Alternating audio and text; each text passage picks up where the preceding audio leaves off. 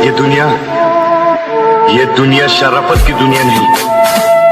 यहाँ अपने हक के लिए लड़ना पड़ता है, अपने हक को छीनना पड़ता है। तुम्हारी नजरों में दुनिया का सबसे गिरा हुआ इंसान हूं मैं, लेकिन एक बात सुन लो, जब तुम्हारी इज्जत बचाने के लिए शहर की शराफत कम पड़ जाएगी, उस दिन तुम्हें इस दरिंदे की याद आएगी।